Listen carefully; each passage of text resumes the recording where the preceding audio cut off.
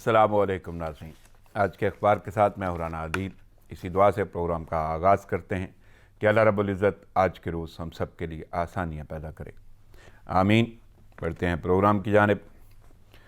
साफ चली शफाफ चली, तब्दीली सरकार ने मुआवन खुसूसी नदीम बाबर और सेक्रेटरी पेट्रोलियम हटा दिए। असद उमर कहते हैं तहकीकात हो चुकी, अब सज़ाएँ होंगी। असद साहब, तहकीकात तो चीनी चोरी की भी हुई थी, क्या सज़ाएँ हुई? साफ चली शफाफ चली, गर्मी से पहले बिजली का पहला झटका।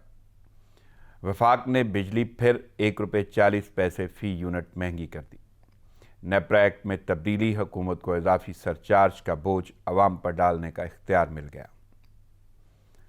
साफ चली शफाफ चली, PTCL का 1 अप्रैल से कॉल चार्जेस में इजाफे का ऐलान। लैंडलाइन टू लैंडलाइन फ़ी मिनट 20 पैसे चार्ज किए जाएंगे। फ़ी मिनट कॉल की कीमत ₹1.50 हो गई। लैंडलाइन से मोबाइल फ़ोन फ़ी मिनट कॉल चार्जेस में 15 पैसे इजाफा होगा। मोबाइल कॉल के चार्जेस ₹2.65 होंगे। कहीं सैयद सलमान गैलानी का कलाम ही सच न हो जाए। उन्होंने कहा था कि भंगड़े पे और धमाल पे भी टैक्स लग गया, वाइस के किलो काल पे भी टैक्स लग गया। खाने के बाद दांतों में तीला न फेरना, दांतों के है खलाल पे भी टैक्स लग गया।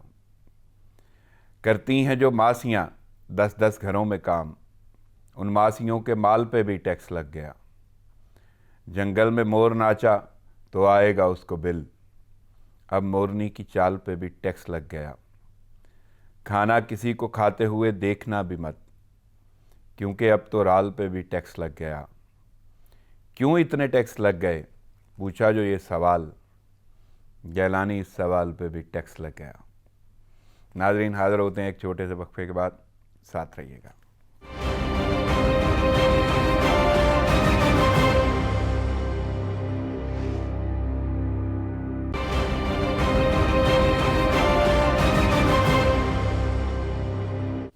वेलकम बैक नाज़रीन, खबरों और तजज़ियों का सिलसिला शुरू करने से पहले मैं ज़रा मेहमान शख्सियात का तारुफ आपके सामने रख दूँ। मेरे साथ 2 शख्सियात मौजूद हैं। पहली शख्सियत जो स्टूडियो में मेरे साथ मौजूद हैं, नेशनल पीस काउंसिल के सरपरस्त आला हैं, तजियाकारी में बड़ी महारत हासिल है, हालात हाज़िर पे बड़ी गहरी नज़र है। मेरे साथ मौजूद हैं तजियाकार चौधरी खादम अली मांडला साहब। अस्सलाम वालेकुम मांडला साहब। जी वालेकुम अस्सलाम। नाज़रीन, मैं दूसरी शख्सियत का तारुफ भी कराता चलूँ। उनका ताल्लुक शोबा सहाफ़त से है और तवील अरसे से इससे मुंसलिक हैं। हालात हाज़िर पे बड़ी गहरी नज़र है और तजर्बे की तवारुत भी कई दहाइयों पर मबनी है। मेरे साथ मौजूद हैं सहाफ़ी और तजियाकार जनाब अदनान आदिल साहब। अस्सलाम वालेकुम अदनान साहब। वालेकुम अस्सलाम। आपकी शिरकत वक्त और तजिए का भी शुक्रिया। नाज़रीन, चलते हैं अखबारात की जानिब। सबसे पहली खबर जो अखबारात की जीनत बनी, पेट्रोलियम बहरान। मांडला साहब, मुआवन खुसूसी नदीम बाबर और सेक्रेटरी पेट्रोलियम को ओहदे से हटा दिया गया। तहकीकात हो चुकी, अब सज़ाएँ होंगी, ये कहना है असद उमर का। आपको लगता है कि वाकई ऐसा होगा? क्योंकि पहले भी तो तहकीकात हुई चीनी चोरी की, सज़ाएँ हुई या कोई मज़ीद सूरत हाल? बिस्मिल्लाहिर्रहमानिर्रहीम। बहुत शुक्रिया राणा साहब। बयानात ex prime minister Imran Khan की ख्वाहिश तो यही है कि माफिया किसी भी शक्ल में कहीं भी क्यों ना हो, उनको सज़ाएँ होनी चाहिए। लेकिन हमारे निज़ाम में इतना दम नहीं, इतना बसीदा निज़ाम, यानी कि इतने बड़े स्टेप जब हुकूमत ले लेती है, किसी भी लेवल का हुकूमती ओहदेदार क्यों ना हो, उसको सेक करना, उसको हटाना, रिपोर्ट मंजर आम के ऊपर लाना, इसके बाद काम शुरू होता है इदारों का। आप इसी स्कैंडल में देखें कि जून 2020 में ये स्कैंडल आया, 25 अरब रुपए का टीका जो है इस अवाम को लगा। और वो दिन थे कि जब बैनुल अक़वामी सतह के ऊपर पेट्रोलियम की जो कीमतें थीं वो माइनस में जा रही थी। बिल्कुल। और पाकिस्तान में कीमतें आसमानों को छू रही थी, बावजूद इसके भी पेट्रोल दस्तयाब नहीं था। इतना बड़ा जुल्म। और ये जो इंक्वायरी कमेटी उस वक्त बैठाई, तो ये रिपोर्ट मुकम्मल हो गई थी नवंबर में, लेकिन उसके बाद वही पाकिस्तानी स्टाइल प्रेशर माफियाज की हठधर्मी और उनका दबाव कि किसी तरीके से ये रिपोर्ट दब जाए। अभी मार्च 16 में फिर इजलास होता है और उसमें ऑयल गैस कंपनी के जो होते हैं मार्जिन उनके मतलब था, लेकिन कुछ मेंबरान ने डट गए। भाई वो जो रिपोर्ट थी वो तैयार हो गई, तैयार होने के बाद वो जो जिम्मेदारान है वो ओहदों के ऊपर विराजमान है, उनको कोई सज़ा नहीं हुई, तो पहले तो उसके ऊपर को अमल करे। फिर ये प्राइम मिनिस्टर के पास मामला जाता है, तो प्राइम मिनिस्टर ने जब सेक करने का कहा तो इसमें जो बाबर ये जो है मुआविन खसूसी, बिल्कुल नदीम बाबर, इस इशू के साथ साथ एक और बड़ा इशू भी था कि नॉर्थ साउथ गैस पाइपलाइन का एक कॉन्ट्रैक्ट था जो कि $1 अरब का था, और कुछ लोग उस कॉन्ट्रैक्ट को रशियन कंपनी को $2.5 अरब में देना चाहते थे। और उस वक्त पेट्रोलियम मिनिस्ट्री में अयूब चौधरी साहब जो कि एडिशनल सेक्रेटरी थे, उन्होंने एक नोट लिखा कि जनाब ये अवाम और हुकूमती ख़जाने के ऊपर इतना बोझ ना डालें, ये ज़्यादती ना करें इस मुल्क के साथ। यही कॉन्ट्रैक्ट जो है वो सरकारी कंपनियाँ $1 अरब में करने को तैयार है, तो आप क्यों जुल्म कर रहे हैं। जब ये नोट लिखे गए तो उस अयूब चौधरी को एडिशनल सेक्रेटरी जो कि पेट्रोलियम में थे उनको वहाँ से हटा दिया गया। यानी कि ये उस वक्त सही। अभी ये जो है उसके बाद ये नज़र रखेगी कि देखें इस ठेके का बनता क्या। अयूब चौधरी साहब को मेरा ख्याल है भेज दिया उन्होंने वजारत दाखिला में, तो मेरा ख्याल है कि अगर ये मज़ीद इसको शफाफ बनाना है तो अयूब चौधरी साहब को दोबारा वहाँ ले जाकर उनसे इंक्वायरी कराई जाए कि वो कौन कौन से अनासर थे जो इस मुल्क और कौम के जो है वो दुश्मन थे। वो ऐसे अफसरान पाकिस्तान में मौजूद हैं, हानेस्ट कम्पिटेंट, लेकिन बदबख्ती ये है कि यहाँ करप्ट किस्म का जो माफिया है उनकी ज़रूरत है। जो तो मांडला साहब देखकर बात सुने ना, अभी हटाने से क्या होता है। इससे पहले वो आमिर क्यादी था, मेडिकल का स्कैंडल आया, कीमतें सामानों का क्या क्या वो खाते हैं, अभी भी काबीना का हिस्सा हैं। फिर वो जो जगीर तरीन वो जमात का हिस्सा हैं, वो ओहदों पर मौजूद गद्दम स्कैंडल। मैं कहता हूं कि ये वो जो बात मुझे मजबूरन कहती पड़ती है, मैं तो इतनी आसानी से वो अल्फाज नहीं कहता हूं कि इस मुल्क में जब अदलिया आज़ाद है तो फिर डाकू आज़ाद क्यों है, ये माफिया क्यों आज़ाद है। मुझे बताया आप किसको करते हैं? साहब दारू से करेंगे नहीं, हुकूमत कोई जिम्मेदार नहीं, ये काबीना हुकूमत की नहीं थी, ये लोग हुकूमत के नहीं थे, हुकूमत ने इन्हें तैनात नहीं किया था। सुने ना, वो तो एक निज़ाम, होल निज़ाम जो पॉलिटिकल सिस्टम है वो बेसिक करप्शन के ऊपर करता है। वो करोड़ हर रुपया लगा के इन्वेस्टमेंट करके वो आते हैं। मांडला साहब करप्शन खत्म नहीं करनी थी हुकूमत, कैसे खत्म करनी है? कड़ा एहतसाब कौन करेगा? हुकूमत। नहीं, हुकूमत अभी हुकूमत ने निकाल दी है ना, उनका बंद करे, या दारू का काम है पर्चा दे उनके ऊपर। अभी FIA को मुझे ये देखो, हुकूमत से एक और दरखास्त है कि 90 दिन का टाइम दे दिया, ये 4 इंक्वायरियाँ 90 दिन की आएंगी तो हुकूमत इनकी पूरी हो जाएगी। और भाई ये 90 घंटों का काम है, ये इनको बंद करके इनका छतरोल करे और कवर करे। नहीं तो आपको क्यों लगा, नहीं वो दम नहीं है ना। क्या लगता है कि कौन 90 दिन की कार्रवाई देता है? हुकूमत क्या मशावरत आप देख नहीं रहे, काबीना नहीं, नवाज शरीफ कैदी था, खुशी या इजहार तो किया गया कि तहकीकात हुई। सुन दो लो राणा साहब, कैदी था नवाज शरीफ, चला गया जमानत पे। किसने भेजा? मरियम नवाज कैदी थी, अदालत ने भेजा और किसने भेजा? नहीं तो वो टीमें कहाँ गई मशावरत वाली, वो कहाँ गए? वो अदालत बुलाए ना, वो अदालत बुलाए ना, और उन्होंने अदालत का काम है। वो रिपोर्टें देखी नहीं, 100 मोटो इस मुल्क में शराब की बोतलों के ऊपर 100 मोटो हो जाते। मुझे पता है ना, इस मुल्क में चीफ जस्टिस वो साकिब निसार साहब थे, तो वहाँ के वो शराब पकड़ते हैं, दिन में वो शहद बन जाता है। इसी जमात में थे वो शहद वाले जो भाग रहे थे रोड पे। नहीं, मुझे तो इससे गरज है हालिया हुकूमत। मैं ये कहता हूँ कि जो अदारे हैं, अदारों का काम है, इनको मत छोड़े। अदालतों से दरखास्त है इस माफिया को मत जमानते दे। इन्होंने मुल्क का बेड़ा गर्क किया हुआ है, वो कहीं भी है, किसी भी पार्टी में क्यों नहीं है, वो हुक्मरानी जमात में हो या अपोजिशन में हो या ब्यूरोक्रेसी में। अदनान साहब से पूछता हूँ, अदनान साहब, पेट्रोलियम का बहरान था और मुआविन खसूसी नदीम बाबर और सेक्रेटरी पेट्रोलियम को ओहदे से हटा दिया गया, तहकीकात हो चुकी हैं, सब अब सज़ाएं होंगी, ये कहना है असद उमर साहब का। तो आप कैसे देख रहे हैं इन सज़ाओं को, इन तहकीकात को और ये ओहदे से हटाए जाने वाली शख्सियात को? देखिए, इनको तो बहुत पहले से हटा देना चाहिए था। नदीम बाबर जो हैं, उनका मुफादात का टकराव है। वो एक बिजली बनाने वाली प्राइवेट कंपनी के मालिक भी हैं, तो शुरू से ही उनके ऊपर एतराज हो रहा था कि इनको नहीं लगाना चाहिए, लेकिन वो इतनी देर ओहदे पे रहे, ये भी गलत बात है। बहरहाल एक इब्तदा तो हो गई ना, कम से कम किसी हुकूमत ने कोई ऐसा इकदाम तो किया जिससे लगता है कि कोई जजा सजा का निज़ाम है पाकिस्तान में और एहतसाब हो सकता है। अब ये कि जो इंक्वायरी होगी कि किस किस कंपनी ने कितना कितना माल बनाया, लोगों को लूट कर, मसनूई किल्लत पैदा करके, और अगर हुकूमत उनसे पैसा वसूल कर सके। मसला ये है कि जो बिजनेस कंपनीज हैं बड़ी बड़ी, इनके अगर आप मामलात को, करप्शन को कंट्रोल करने की कोशिश करें तो ये सरमायाकारी रोक देती हैं, मुल्क में माशी एक्टिविटी स्लो हो जाती है। तो हुकूमत को, या कोई भी दुनिया में हुकूमत हो, उसको जो ये कारपोरेट करप्शन है उसके सिलसिले में कुछ थोड़ा सा मोहतात होना पड़ता है कि ऐसा ना हो कि माशी सरगर्मी बिल्कुल ही मंदी में चली जाए।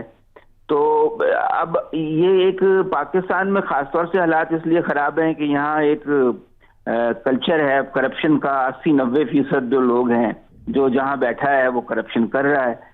तो थोड़े से लोग हों तो करप्शन कर रहे हो तो उनको तो रोका जा सकता है। जहाँ लोगों की अक्सरियत, भारी अक्सरियत करप्शन कर रही हो, उसको रोकना बहुत मुश्किल होता है। ये काम भी बड़ा रिस्क लेके मेरा ख्याल है इमरान खान साहब ने किया है, क्योंकि ये बहुत अमीर लोग हैं। यानी इसका मतलब है सिर्फ तारीफ की जाएगी कि उन्होंने कर दिया, हो गया? नहीं, तारीफ तो ये है कि एक उन्होंने अपने वजीर जैसे आदमी को, यानी जो मुआवने खसूसी थे और उनका बहुत अहम रोल था, उनको हटा दिया। तो ये तो एक अच्छी मिसाल कायम हो गई ना। अब आइंदा जो भी हुकूमत आएगी या जो भी होगा मामला, तो एक मिसाल तो मौजूद हो गई पाकिस्तान में कि कार्रवाई हो सकती है। उस ओहदे पर मौजूद शख्सियत का दौरानिया का खुद उनकी काबीना के हिस्सा थे, वो खुद उन्होंने हाँ, ये बात सही है कि उसमें काफी देर लगा दी गई। और अब भी जैसे कि मांडा साहब कह रहे हैं कि 3 महीने का टाइम दे दिया गया है। अब ये देखें, ड्यू प्रोसीजर भी तो मुकम्मल होना होता है ना। आइन में लिखा हुआ है कि आप किसी को सजा नहीं दे सकते जब तक आप पूरा एक ड्यू प्रोसेस ना कर लें। मांडा साहब ने एक और जुमला बोला है कि जितनी मुद्दत दे देते हैं उसके बाद शायद हुकूमत की मुद्दत जाती नजर आती है। नहीं, ऐसा तो नहीं है। मुद्दत तो अभी 2.5 साल है। अगर ये 3 महीने में, मेरी इतलात ये है कि इमरान खान साहब ने बहुत सख्त स्टांस लिया है कि नताइज जो भी हों, आप जिसका भी मामला खराब है उसके खिलाफ आप कार्रवाई करें, और भी लोगों के खिलाफ कार्रवाई मुतवक्के है। आप देखें कि चीनी की जो बड़े बड़े कार्टेल्स हैं और कंपनियां हैं, उनके बारे में भी आप सुन रहे हैं कि FIA कार्रवाइयां कर रहा है। हालांकि उनमें बड़े बाअसर लोग शामिल हैं, खुद ऐसे लोग शामिल हैं जो तहरीक इंसाफ के बड़े फंड प्रोवाइड करने वाले रहे हैं और उसको सपोर्ट करने वाले रहे हैं। तो ये कोई मामूली लोग नहीं हैं। ये चाहें तो तहकीकात यानी रिपोर्ट में पहले ही वाजे हो गया था, और एक शख्सियत जिनका बड़ा अच्छा खासा अमल दखल है, सिर्फ हुकूमत के यानी फंड्स के हवाले से या सपोर्ट के हवाले से नहीं, अच्छी खासी काबीना के हवाले से भी, लेकिन कुछ हुआ? जी, अभी तक तो कोई बड़ी कार्रवाई नहीं हो सकी, ये बात आपकी दुरुस्त है। लेकिन ये कि जिस तरह से एक कल्चर बन गया है, ये लोग तो चाहें तो हुकूमत टॉपल करवा सकते हैं। ये तो अगर हॉर्स ट्रेडिंग शुरू कर दें, इनके पास इतना पैसा है कि किसी आदमी के लिए हुकूमत करना ही मुश्किल होगा।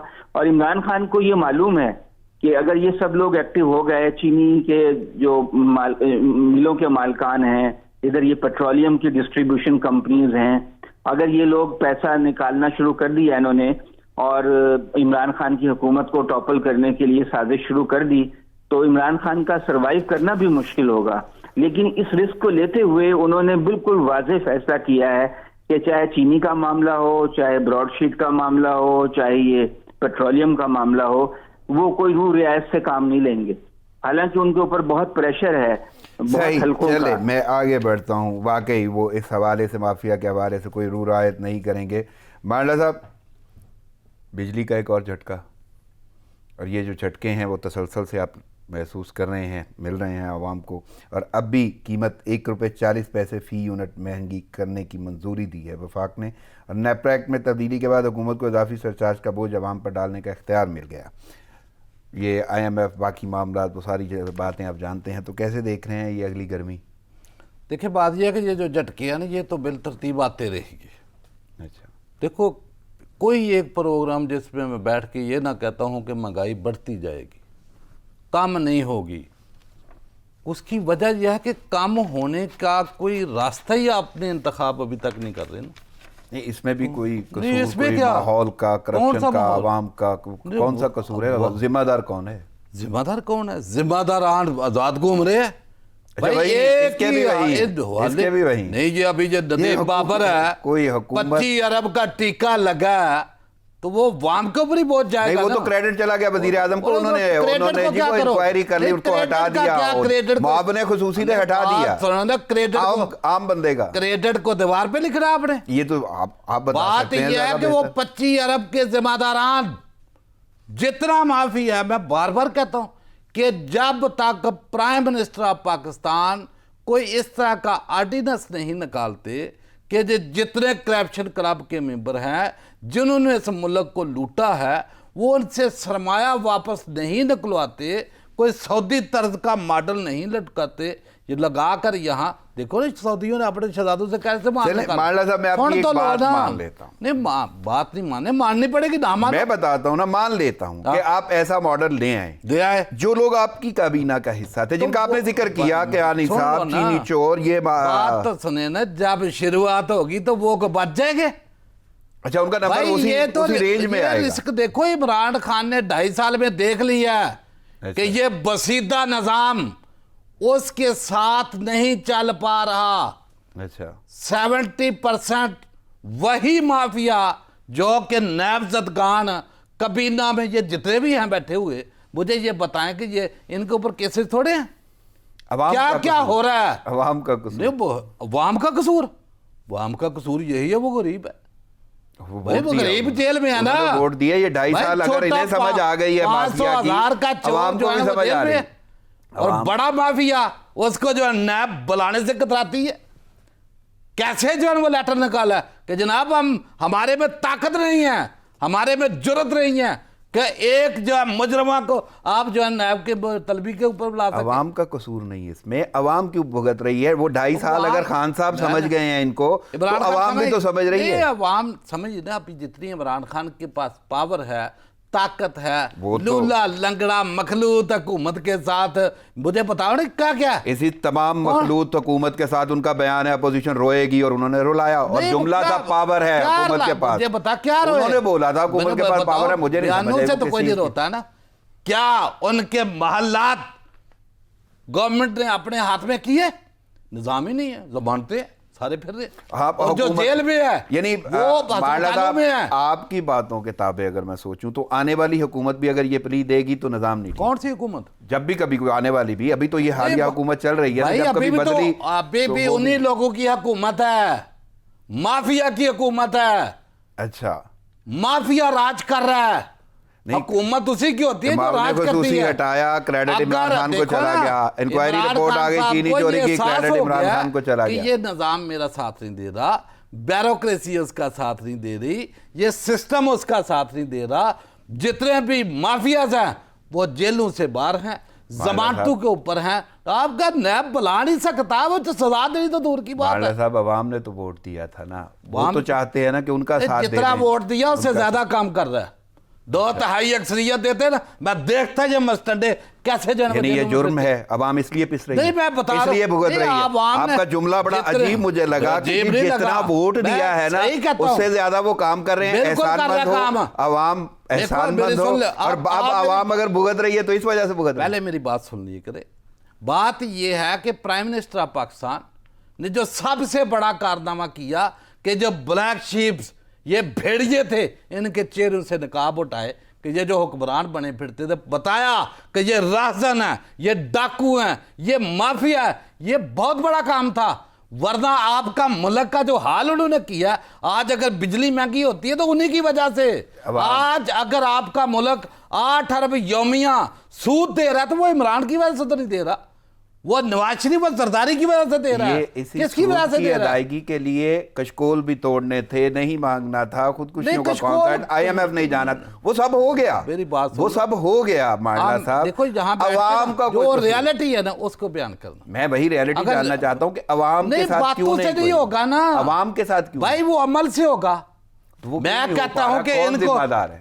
जिम्मेदार ये निजाम आपका जिम्मेदार है, जो जमानतें देता है, यानी जो छोड़ता है, हुकूमत जो नहीं है। थानों में नैब में एयर कंडीशन और उनको हीटर देता है, जो उनको जेलों से बाहर छोड़ता है। अगर उनको आम 3rd क्लास जेल में रखा जाता तो क्या रिकवरी नहीं होती? नहीं, आपको लगता है अगर ये बातें उस वक्त सामने आ जाती कि जी ये निजाम ठीक वो तो नहीं चाहता है? है, लेकिन वो अदालत नहीं, जब वोट पड़ रहे थे, जब आप स्लोगन चला रहे थे, जब आप कैंपेन कर नैब रहे अभी थे, नहीं बुलाती मरियम को। मरियम नहीं, की वो तो वजह से बताओ ना। अवाम पिसेगी। नहीं तो और किसकी वजह से पीछेगी? अब मरियम नवाज शरीफ की वजह से अवाम नहीं, पिसेगी। किस लिए हुकूमत पिसेगी? का कोई अमल भाई, दखल नहीं है, कोई देखो- दायराकार नहीं है, इख्तियारात नहीं है, कोई ऐसी सूरत देखो हाल नहीं है। बात यह है कि माफिया और स्टेट की जंग है। माफिया हैवी हो रहा है, स्टेट कमजोर होती नजर आ रही। जब गरीब आपके कहाँ अदारे जाएगा? गरीब ए- आम आदमी कहाँ जाएगा? आम आदमी? वो कहाँ जाएगा? मुझे आम पता है। आदमी जो है ना, आम आदमी की सजा यही है कि उन्होंने चोरों डाकुन लटेरों को वोट दे देकर मुल्क को इस न्याय तक पहुंचाया। 2.5 साल से जिन्हें उन्होंने नहीं, वोट अभी दिया है ना, वही है। 2.5 साल में तो एक मकान नहीं बना सकते आप। 2.5 साल का क्या जिक्र करते हो यार? अच्छा, नहीं, क्या हो सकता है यानी मुझे आपकी बताएं। नजर में फिर कोई ऐसा सूरत हाल नहीं है कि नहीं, हुकूमत महंगाई कुछ बेहतरी कंट्रोल लाए, महंगाई आम कंट्रोल आदमी के लिए कोई नहीं बेहतरी होगी, लाए? नहीं होगी। वो तो शुरू से कहता हूं और नहीं उसके कसूरवार भी हुकूमत नहीं है नहीं, आपकी हुकूमत। नजर में? नहीं, वो सूद दे रहा आपने। सही। IMF से मैं जरा कर्जा लेके अदनान कर्जे साहब से वापस कर पूछ रहे हो। लेता हूं, मैं अदनान साहब से पूछ लेता हूँ। अदनान साहब, गर्मी से पहले बिजली का पहला झटका आ गया है और ये वफाक की बिजली की कीमत ₹1.40 फी यूनिट महंगी करने की मंजूरी दे दी है। वफाक ने नेपरा एक्ट में तब्दीली के बाद हुकूमत को इजाफी सरचार्ज का बोझ अवाम पर डालने का इख्तियार मिल गया है। और मुझसे ज़्यादा बेहतर जानते हैं आप, कैसे देख रहे हैं ये सारी की सारी सूरत हाल बिजली के? देखें, जो जिस कौम में चोरी चकारी आम हो वहां तो फिर ऐसा होगा। 25% बिजली की तो कीमत वसूल ही नहीं होती। बहुत से लाइन लॉसेस हैं और बहुत से बिल अदा ही नहीं करते। बहुत से इलाके ऐसे हैं जहां 40% बिजली चोरी होती, जैसे हैदराबाद डिवीजन है, या जो ये आपके खैबर पख्तूनख्वा के बाद इलाके में तो 10-20% भी रिकवरी नहीं है। नहीं तो जो तो अदा अब कर रहे वो हैं, उसका बोझ उन लोगों को देना पड़ता है जो बिल अदा कर रहे हैं। जो अदा कर हुकूमत रहे हैं। कोई दरख्तों पे पैसे तो नहीं उगते ना, आवाम से ही वसूल करने हैं। तो जब आपके मुल्क में चोरी चकारी आम है, उसे बुरा ही नहीं समझा जाता, तो फिर उसका नतीजा तो यही निकलना है। फिर जो मुआहदे किए वो इतने महंगे दामों पे किए, कमीशनें खाई, किक बैक्स खाए, पीपल्स पार्टी ने खाए या नून लीग ने खाए या मुशर्रफ साहब ने खाए, मुझे नहीं पता। लेकिन उस दौर में जो मुआहदे किए गए वो, और पेमेंट डॉलरों में होती है। उनको उनके साथ मुआहदा है कि वह हम बिजली उनकी बनाई हुई प्राइवेट कंपनियों की इस्तेमाल करें या ना करें, उनको फुल कैपेसिटी पे पेमेंट होगी और उनको डॉलरों में अदायगी होगी। तो अब ये जो गैप है, ये 2000 का गर्दिशी कर्जा हो चुका है, वो किसी तरह तो पूरा करना था। तो कीमत तो बढ़नी थी और उसकी वजह यही है कि एक तो बिजली के मुआहदे बहुत महंगे हुए हैं और दूसरे ये कि वो जो चोरी चकारी है वो बहुत ज्यादा है, करप्शन बहुत ज्यादा है। लोग करप्शन कर लेते हैं, फिर कोई इबादत कर लेते हैं, वो समझते हैं कि ये हमारी माफ हो जाएगी और उनकी इबादतें भी कबूल हो जाती हैं, हुकूमत का कोई अमल दखल नहीं होगा। जो देखिए, जो हुकूमत कर गए तो उनको भी हम नहीं और पकड़ा आप जाएगा ना। जी, वो कर गए उसकी बात वजह से सुने, होगा। हुकूमत कोई मुजर्रद चीज तो नहीं है ना, किसी जिन भूत का नाम तो नहीं है ना हुकूमत। ये 30 लाख सरकारी मुलाजिम जो हैं ये हुकूमत है। तो ये जो 30 लाख मुलाजिम में से अगर 80-90% करप्ट हों तो आप बताएं फरिश्ते कहां से आएंगे? आप जिस किस्म के निजाम की ख्वाहिश कर रहे हैं वो आइन और कानून में तो नहीं मुमकिन है कि फौरन ही सजा हो जाए। ये तो अदनान कोई साहब, मैं तो तालिबान ख्वाहिश जैसा नहीं निजाम कर हो रहा, मैं ख्वाहिश नहीं या कर रहा। इनकलाब वजीर आ आजम जाए। खुद कहते रहे कड़ा एहतसाब होगा, करप्शन के खिलाफ उन्होंने कैंपेन चलाई है, उसी बेहाब पे वो इस ओहदे पर फाइज हैं। हुकूमत है, आस है आम आदमी की, गरीब आदमी की, उन्होंने वोट डाला है। आपको नहीं लगता कि उन्हें कुछ तो मिलना चाहिए? जी, उन्हें एहसास कैश प्रोग्राम के तहत कुछ खैरात तो मिली जाती है। उसमें तो मेरे ख्याल में जितनी फीसद आप तादाद बता रहे हैं इतनी मजीद डाल लें, बाकी का कोई कसूर। सफ़ेद पोश तबका तो शायद उसमें शामिल भी नहीं है, सफेद उसमें तो वैसे ही उंगलियां खड़ी हो जाएं अगर वो उसमें शामिल हो। बिल्कुल, ये बात आपकी दुरुस्त है, लेकिन मेरे भाई आप बताओ कि ताजर टैक्स नहीं देते, 30 लाख ताजर टैक्स नहीं देते। अच्छा, अगर आप उन पर टैक्स वसूली शुरू करते हो वो हड़ताल पे चले जाते हैं। जिम्मेदारी किसकी बड़े होगी? जिम्मेदार उसमें बैठे हैं असेंबलियों में, वो अपने आप पर टैक्स लगने नहीं देते। सही। तो सारे मुल्क का निजाम तो कर्जों पे चल रहा है। हुकूमत की जितनी आमदन है उससे दुगना खर्चा है, और जो वो बाकी खर्चा है, यानी अगर 100 रुपए आमदन है 200 रुपए खर्चा है, तो बाकी 100 रुपए वो कर्जों से आता है। हालात 2-3 साल तक ऐसे होंगे कि आपके पास जो इस वक्त मुख्तलिफ डेवलपमेंट के काम हो रहे हैं छोटे मोटे, इसके लिए भी पैसे नहीं होंगे जिस हिसाब से। अदनान साहब, एक बारीक नुक्ता है। आपने एक जुमला इस्तेमाल किया, हुकूमत की जितनी आमदन है उससे कई गुना ज्यादा खर्चा है। तो जिनकी आमदन ही नहीं है उन पे तो ये बिल पड़ रहे हैं ना, उन पे तो बोझ पड़ रहा है, वो क्या करेंगे? बस वो रोटी खाएं और अल्लाह को याद करें। चलें, ठीक है, मैं आगे चलता हूँ। मान लो था PTCL का 1 अप्रैल से कॉल चार्जेस में इजाफे का ऐलान। लैंडलाइन टू लैंडलाइन फ़ी मिनट 20 पैसे चार्ज किए जाएंगे, जिसका फ़ी मिनट कॉल का कीमत जो है वो 1.50 रुपये होगी। मोबाइल कॉल के 2.65 रुपये होंगे। तो अब ये चार्जेस भी इजाफी पड़े हैं। देखो, बात यह है कि ये एक ही बात है, बिजली हो, टेलीफोन हो, गैस हो, जितनी भी महंगाई है ना, उनका जवाब पहले ही सवाल में सारे आ गए हैं कि जितना जुल्म इस मुल्क के साथ हो चुका है ना, जैसे ये ऑरेंज लाइन ट्रेन लाहौर वाली, ये अभी को 3-4 माह हुए ना स्टार्ट हुए, तो उसका पता कितना बिजली का बिल आया? 35 करोड़ रुपए, और उसकी आमदन कितनी है? 24 लाख रुपए। यार बड़ी तकसीम अगर आपने करनी है तो ये सिर्फ चाहे पैसों को तकसीम कर लें, सुन तो ले, करोड़ों के पॉइंट ऑफ व्यू से सुन तो लेना। ये जुल्म इस तरीके से मुल्क का हुआ है। तो आपको जैसे इमरान साहब ने कहा कि अभी जो बजट बना था ना पिछले साल का, 7200 अरब रुपए का बजट था। 3600 अरब हमारी टोटल रेवेन्यू जनरेशन, जिसमें ये सारे टैक्स, बिजली, रेवेन्यू और सारा डाल के, और 3400 अरब जो है ना वो डेफिसिट था, खसारा था। वो खसारे को अगर 365 दिन पे तकसीम करे तो 9.5 अरब रुपया योमिया खसारा है, जो हमने कर्जा लेके ये तनख्वाहें देनी है सरकारी बाबुओं को। और मैं इसीलिए बार बार तमाम इदारों को इल्तमास करता हूँ, हाथ बांध कर रिक्वेस्ट करता हूँ कि खुदा का खौफ खाएं। ये जो आपको मरात, बंगले, गाड़ियाँ, नौकर चाकर, ये जितने भी जो है ना बंगलाज मिले हुए हैं, ये सारे कहाँ से लाओगे? आज अगर आपका मुल्क 9.5 अरब खसारा रोज का कर्ज ले रहा है, 8 अरब रुपया आप डेली सूद दे रहे हो, 17.5 अरब एक दिन कर्ज लेके आप मुल्क चला रहे हो, तो बातें करते हो सस्ताई कैसे होगी? सस्ताई का एक ही आप रिक्वेस्ट कर सकते हैं, मैं इसके हक में नहीं हूं, हुकूमत जिम्मेदार है। आप रिक्वेस्ट कर लें या हुकूमत करवा ले, लेकिन उस गरीब का कसूर वो तो दे रहा है ना, वो तो दे रहा है ना। इसको तो आप मराहत भी दे रहे हैं और भुगत भी रहे हैं, और गरीब को तो कमाई नहीं मिल रही। यही तो पीटता और चीखता हूं मैं कि भाई नहीं बचेगी मराहत। आपका मुल्क देखो ना, IM का प्रेशर जैसे आ रहा है, अभी तक तो गवर्नर स्टेट बैंक को 3 साल की बजाय 5 साल का, ये तो आपने उनके हाथ वो यरगमाल बनवा दिया सारा निजाम। कितने साल इसको चला पाओगे? ये चल नहीं पाएगा। इनको सख्त फैसले लेने हैं। सख्त फैसले क्या है?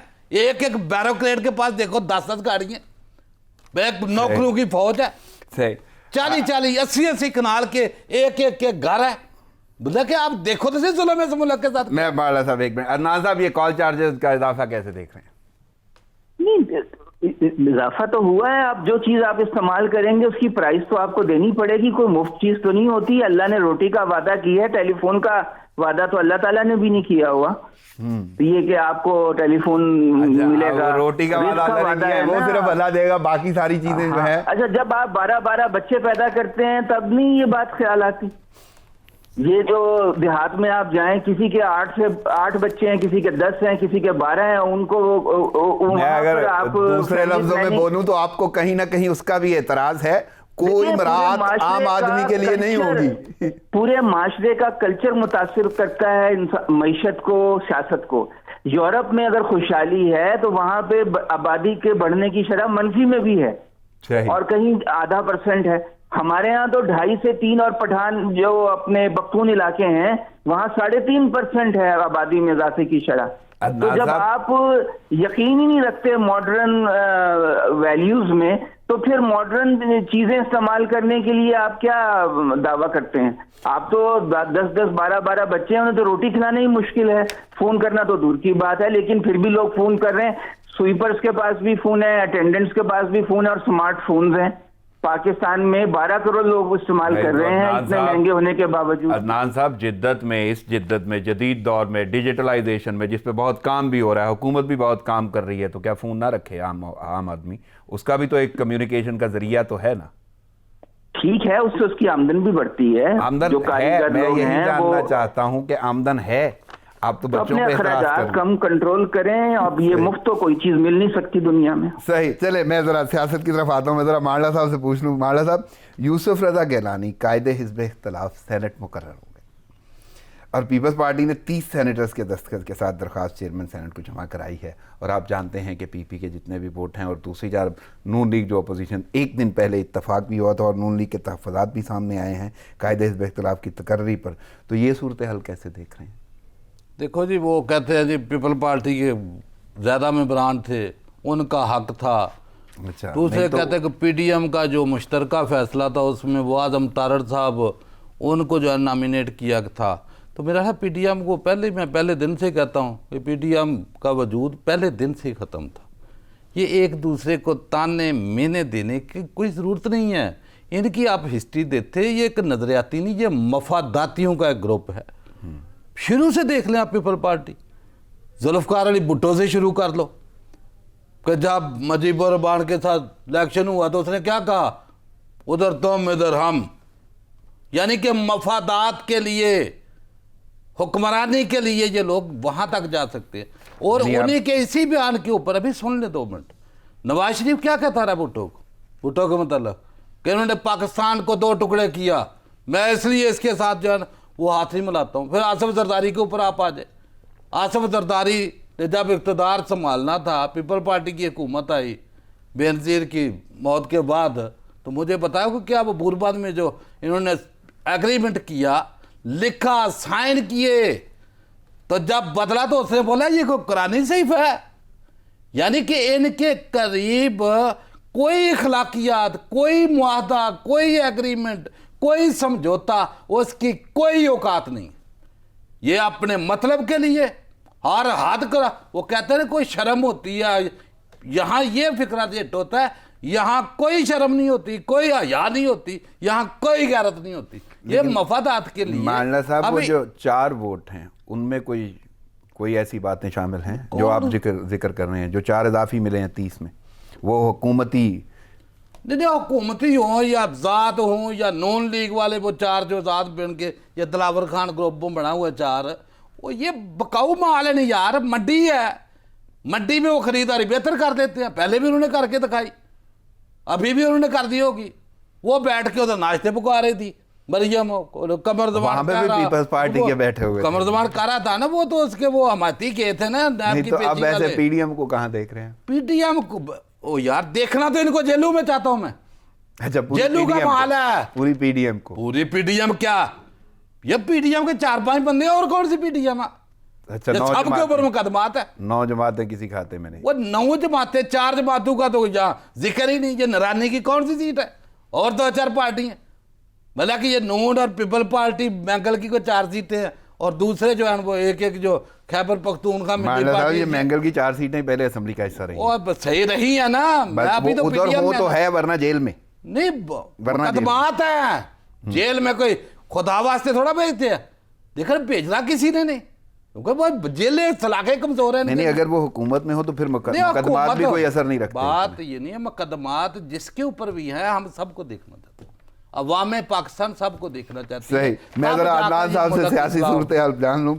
अदनान साहब, यूसुफ रजा गिलानी साहब अपोजिशन लीडर हो गए हैं सेनेट में, और इसके साथ साथ उन्होंने 30 सेनेटर के दस्तखत के साथ दरख्वास्त चेयरमैन सेनेट को जमा कराई है, और नून लीग को बड़े तहफ़्फ़ुज़ात हैं। कैसे देख रहे हैं सारी सूरत हाल? देखिए, असूली तौर पे इन्होंने वादा तो किया था नून लीग से, पीपल्स पार्टी ने वादा खिलाफी की है, एक दिन मगर जैसा कि मांडला साहब कह रहे हैं माजी में भी ये करते रहे हैं।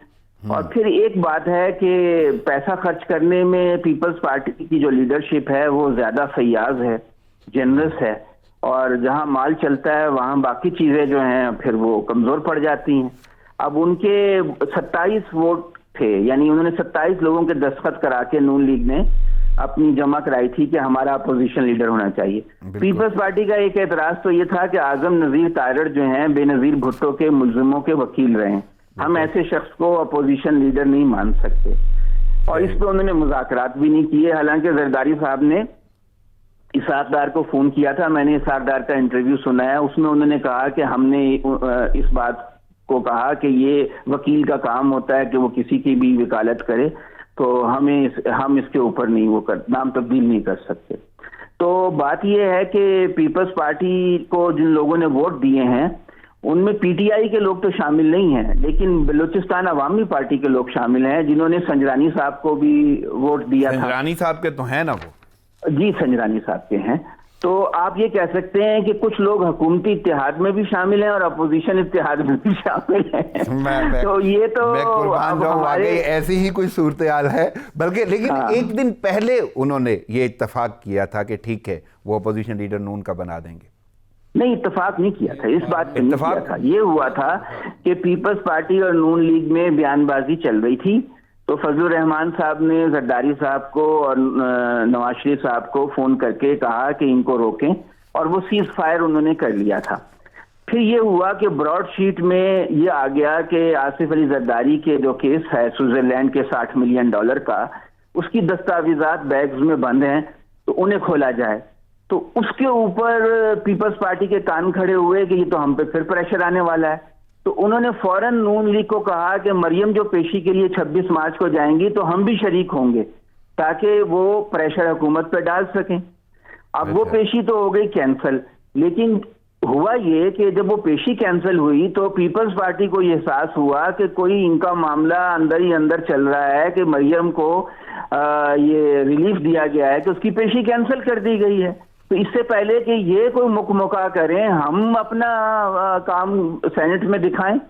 तो उन्होंने जो अपने दोस्त थे उनको कुछ कहा सुना, और वो उनके 4 वोट जो कम पड़ रहे थे उसका बंदोबस्त कर दिया गया। अदनान साहब, यानी आपके कहने का मतलब है कि पेशी में अगर पीपल्स पार्टी जाती है तो नून लीग को फायदा हो रहा था, पीपल्स पार्टी को नहीं, और अगर ये सब कुछ बदला है तो वो पेशी की सपोर्ट में नहीं बदला, उससे बढ़ के इजाफी कुछ किया गया पीपी की जानिब से। बिल्कुल, ये जो भी जिन लोगों से ताउन कर रहे हैं और जो भी इनके दोस्त हैं उनसे इन्होंने रिक्वेस्ट की, इससे पहले कि आपको पता है ना कि शहबाज शरीफ ने भी जमानत की दरखास्त दाखिल करा दी है, और पहले तो उन्होंने वापस ले ली थी जमानत की दरखास्त। अब उन्होंने जमानत की दरखास्त जो जमा कराई है तो इम्कान इस बात का है कि उनको जमानत मिल जाएगी, क्योंकि वो काफी अरसे से वो। तो अब पीडीएम कहाँ देख रहे हैं? अब पीडीएम कहाँ देख रहे हैं? पीडीएम एक ढीला ढाला इत्तेहाद रहेगा, ये टूटेगा नहीं। क्योंकि इन सब की बार्गेनिंग पोजीशन बढ़ती है। पीडीएम का प्रेशर जो है वो हुकूमत पे और रियासती इदारों पे पड़ता है, और सियासी इस्तेहकाम को देखने की खातिर कुछ ना कुछ इन्हें रिलीफ मिल जाता है। तो हुकूमती बयानात जो हैं, हुकूमती अराकीन के मौक़िफ़ जो हैं, बयानियाँ, उसको कामयाबी ही तसव्वुर करेंगे इस सारी सूरत हाल को? देखिए, हुकूमत तो ये सबसे बड़ी कामयाबी तो ये है कि ये हुकूमत तो गिरा नहीं सके, और ये इस्तीफे वाली बात खत्म ही हो गई, अब बिल्कुल खत्म हो गई है। अब तो सिर्फ लॉन्ग मार्च हो जाएगा मेरा ख्याल है, अगर इनमें कुछ थोड़ी सी सुलह सफाई हो गई कुछ अरसे की तलखी के बाद, तो लॉन्ग मार्च अपनी तसल्ली के लिए। हाँ, वो भी।